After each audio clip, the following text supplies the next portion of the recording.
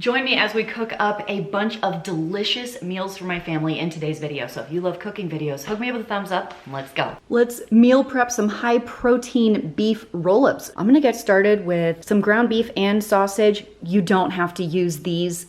You could use all ground beef. You could use all sausage. You could use ground beef and ground turkey. It does not matter. The world is your oyster. Kick up your heels. Paint the town red. Choose, I don't know, 30 to 40 ounces of your favorite ground meat and cook it up. Now that my meat is cooked, we're going to add a couple more things. If you don't like the texture of cottage cheese, I didn't for a long time, you can blend it. So I'm gonna go with a heaping half cup of cottage cheese. Next up, 2 tablespoons of hot sauce, 1 cup of tomato sauce, which I do not have. So I will use tomato paste and a little bit of water. We'll start with that. I can always add more, but I cannot take it away. Some Italian seasoning, which I also do not have. I do have this Greek seasoning, and I also found these like cheesy Italian crunch guys that I wanna use up. I mean, that kind of looks like Italian seasoning.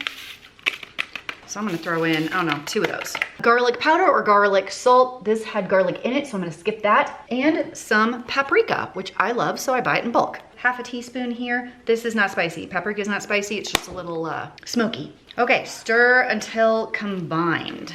We will also need a whole bunch of mozzarella cheese and some salami or pepperoni or whatever it is you have around. This was on sale at Costco, so I got this. I'm using a coated cookie sheet just to make cleanup easier. I'm using these tortillas because to me they taste exactly like regular tortillas with a little less carbs. I have no problem with carbs. I just want to plan them around my workouts. So I need about 10 of these. I'll probably wrap like, I don't know, 4 at a time. I always overfill tortillas, so I'm starting with a half a cup of filling, which still feels like a lot, but we're just gonna hope it all works out. Okay, I'm gonna do 2 pepperonis or salamis or whatever, and top it with a good hefty sprinkle of mozzarella cheese. I'm using pre-shredded because it's real easy, but you don't have to. You can shred your own if you would like to. Not necessary.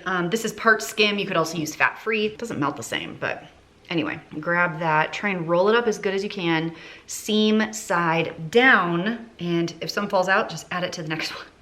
It's fine. And rinse and repeat until you have finished wrapping all your tortillas with all your filling. These are going into a 400-degree oven. I'm gonna start it at about 12 minutes. I sprayed the tops with baking spray and sprinkled a little bit of salt. It's gonna be so good. I have 16 of these. Once the wraps are finished and cooled off, you can store them in the fridge, which is what I'm gonna do, or you can freeze them.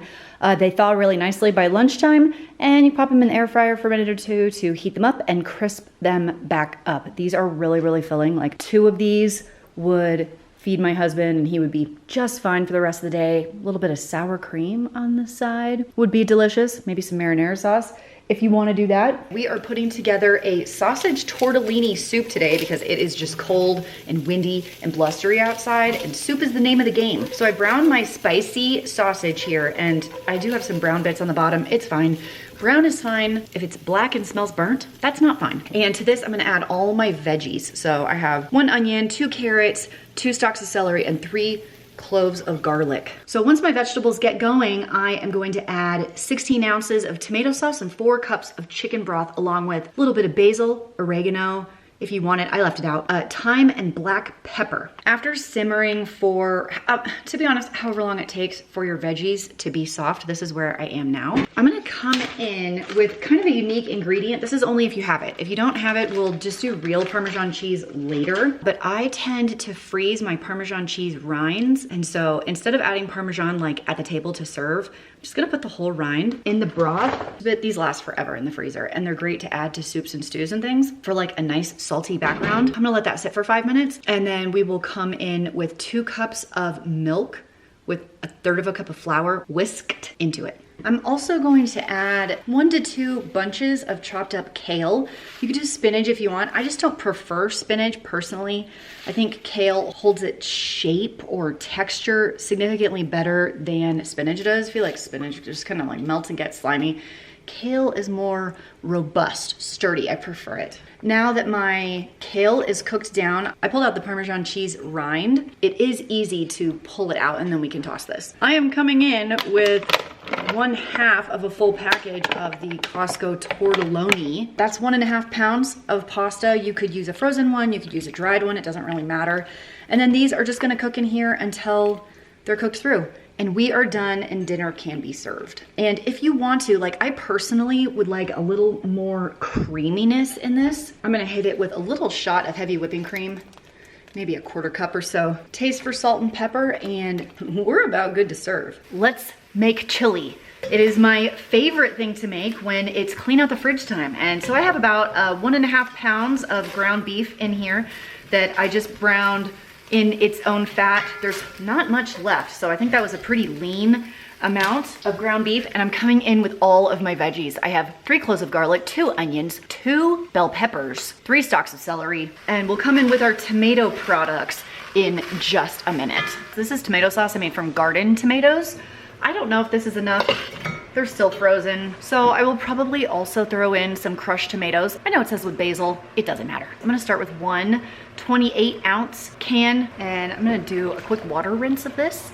I wanna wait until this tomato sauce melts down before I decide how much more I'm gonna add, but I'll now come in with chili powder. I use a lot of this. I'm gonna do a heaping 1/4 cup. A little bit of salt, maybe a teaspoon, a little bit of ground black pepper, 1/2 teaspoon or so, Worcestershire sauce. Okay, that's way too slow.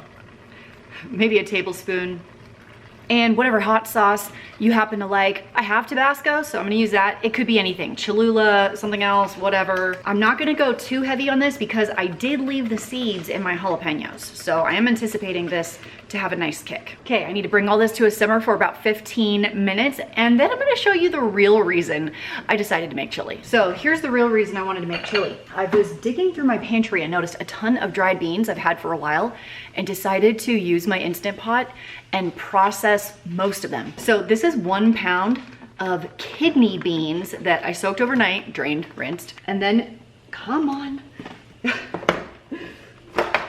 And then cooked in the Instant Pot, and I was like, you know what, I'm gonna use these for chili. I am gonna put in this entire pound. It's a ton of beans.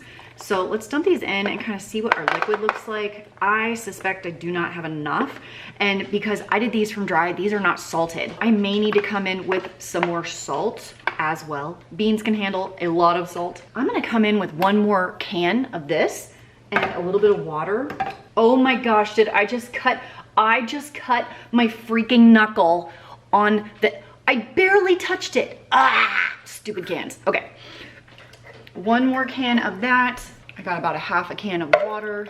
I think I'm gonna come in with maybe a 1/4 cup of sugar. I got a lot of tomato products in here. And I'm gonna bring this up to a simmer for at least 15 minutes and go get a Band-Aid for my finger. This is a 9-quart pot and I am almost to the top. So if you think I just went like banana town on the chili powder, this is a lot of chili. That liquid looks a lot better. Simmer, 15 minutes. Chili is a 10 out of 10 every single time. Chili is one of those dishes where I could eat every single day for like lunch and dinner for 5 days in a row and never ever get sick of it. And then tell me down below, chili, beans or no beans, which camp are you on? This soup kicked off because I had some extra sausage hanging around after Thanksgiving. So I have 1 pound of spicy pork sausage in here, browned up. If you get a little brown on the bottom, that's fine. We're gonna put together a sausage potato cheddar soup. It's gonna be so good. Now that my sausage is cooked, I'm gonna come in with a little drizzle of oil in which to cook all of my veg.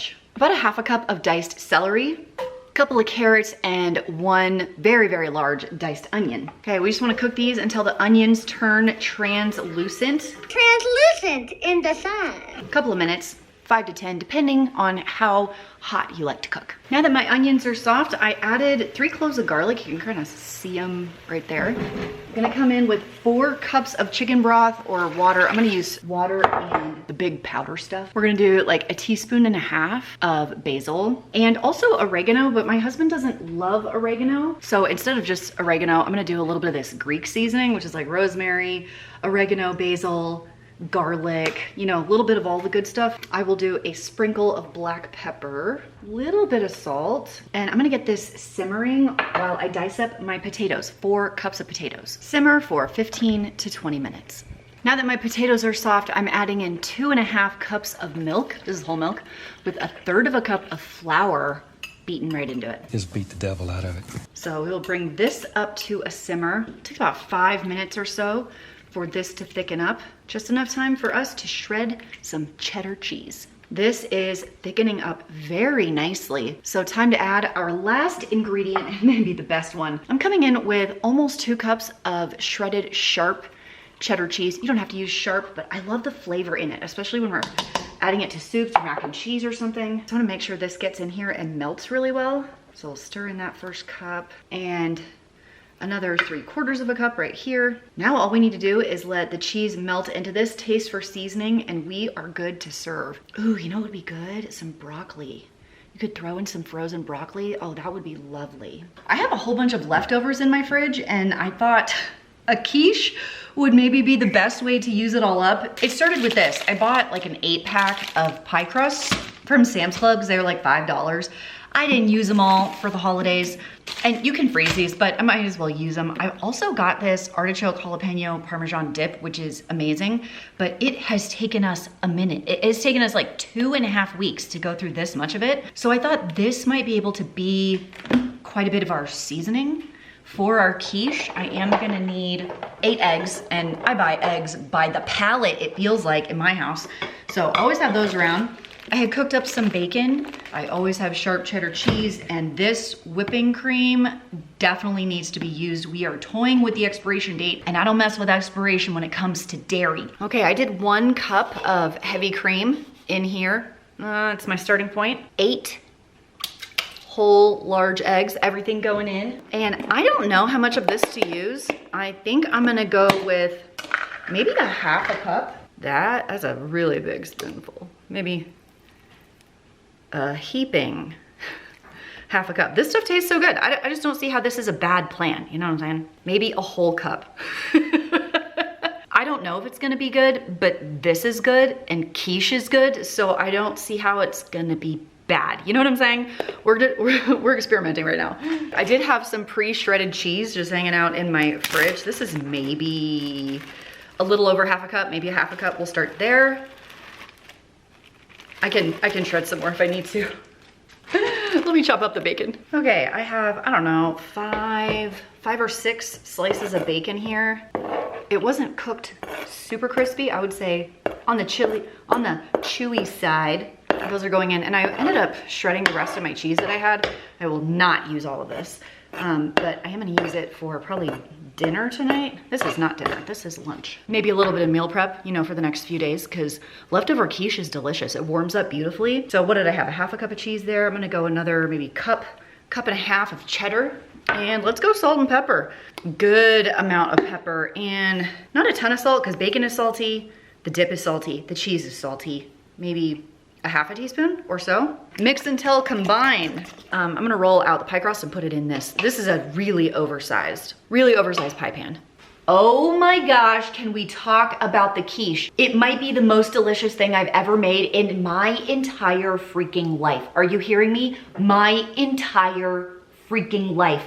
I think I ate the entire thing pretty much by myself because I would give my husband a bite and then my daughter a bite, and they'd be like, wow, this is so delicious. And then I'd be like, whoosh, stay back. It is mine. Throwing the dip into the mix. Oh my gosh, brilliant. Quiche is bomb. For dinner tonight, we are kicking it off, whoops, with some Jiffy, what's beeping? Microwave, Mom, I'm sorry. I'm sorry. With some Jiffy cornbread. I'm just gonna mix this up according to the package directions. In a 9x13 pan, we're making like a cornbread taco bake / casserole / hot dish. Mix this up. I'll see you when it's done. Okay, I have about 1.5 pounds of ground beef here that I've browned up, and I'm gonna add 1 taco packet. I will do 1 entire can of Rotel. I'm using the hot one because why not? Go big or go home. And I have about 1 cup of frozen corn. We are way past the date on this. Hopefully it's fine. Definitely looking very freezer burned. Little bit of water just to get it going. And cook all this together until it's saucy. A couple minutes, 5 minutes maybe. Okay, my meat is all cooked together and it's time to put everything together now. So, set that to the side. Here's my cornbread. I pulled it out a little soft because we're gonna put it back in. And our taco meat gets dumped all over that. Oven temperature at 350. And on top of this comes the good stuff. I have here 2 cups of sour cream, 1 cup of whatever cheese you have. Sharp cheddar shredded, which is perfect because I kind of had some extra sour cream after Thanksgiving holidays. So this is a perfect use for it. All right, can I spread this? Oh, it's not too bad. Okay, good, beautiful. And on top of this goes 1 more cup of cheese, or whatever your heart desires. And then this will go into a 350-degree oven for about 25 minutes, not covered, just to bring it all together, make it all warm and bubbly. Yum. The taco bake was pretty good. I think I actually miscalculated the topping to meat ratio. I think I was supposed to do maybe half of the amount of cornbread, so it came out a hair dry. We just added extra sour cream and it was totally fine. But the flavors were really nice. I would cut down cornbread for next time. For my mom's Christmas party, we are doing soups, like potluck soups. So I decided to bring 2 soups. One is red beans and rice, and the other one is a roasted garlic cauliflower soup. So I have 2 heads of cauliflower. These were pretty small. And an entire head of garlic right here. Chop the top off, a little olive oil, salt, pepper, olive oil, salt, pepper here. I'm gonna roast all of them together. I'm gonna wrap this guy up like this and put it on the same pan. Roast everything at 400 for, I don't know, 30 to 40 minutes, depending on your oven. Get some nice color on those. You can give them a stir if you need to halfway. We'll see you at that point. So after the cauliflower is roasted, I'm going to saute 1 big onion in some olive oil in a soup pot. Once that's been going about, I don't know, 10 minutes or so, in goes the cauliflower, the roasted garlic cloves. I did about 4 or 5, and then I put in 6 cups of chicken broth. You can use bouillon. I had some bone broth powder that I added for some extra protein. Simmer that just enough so that all the flavors come together. Like my cauliflower, I wasn't able to blend immediately out of the oven, so I wanna make sure everything is soft enough to blend. And then come in there with the immersion blender and blend the freaking crap out of it. It will become nice and smooth and thick. You don't have to add heavy whipping cream. You don't have to add cornstarch or flour or anything like that. And then I hit it with about 1.5 cups of shredded sharp cheddar cheese. Stir it in until it melts, and booyah, you are done. This soup is a 10 out of 10. I don't know why. It must be the roasted garlic, like really brings something magical to this dish. And the best part is, if you are like me and constantly make too much, you can freeze it in the super cubes. I have been doing this a ton lately because I've been cooking so many soups. I don't know what my problem is. It's cold outside, it's winter, it's soup season. Super tasty soup. If you have not like busted out the super cubes or whatever off-brand you want in your life, I highly recommend. I'll leave a link down below to the exact ones that I have. These are 2-cup measurement ones. Glorious. I will have all of the recipes I can find linked below in the description box for you if you would like to go try any of these dishes for yourself, except for the quiche, because I kind of like winged that one a little bit. I'll give you the base measurements in the description box below. Thank you so much for hanging out with me today. I'll see you in the next one. Bye. So we did my mom's Christmas party this last week, and my mom's Christmas party, it's an ugly sweater Christmas party. First of all, everyone brought different soups, like potluck soups and rolls, and then everyone brought like their favorite desserts they wanted to bring. I even have some leftovers. I'll show you. My mom made lemon squares here. I've got crazy banana cake with cream cheese frosting. I've got this sweet potato bunt with like a nice glaze. There were cookies galore. And then here are the activities. We do a white elephant, like stealing exchange. And the point of the white elephant is you have to bring stuff that no one wants. Okay, the point is it's total crap. And it's really fun. And then we have an ugly sweater catwalk dance contest with prizes, okay? For my mom's dance, are you ready? She decided to learn the Thriller dance. She found some tutorial online, and she doesn't have the whole thing yet because it's really long. But my mom legit did the Thriller dance, the zombie walk, the neck thing, the thing, okay? What up, Mom? Grandma killing it with the catwalk dance is the best thing I've ever seen in my entire life. And now I'm pretty sure I need to go over to her house and learn the rest of it with her. Do you know the Thriller dance? Let me know down below.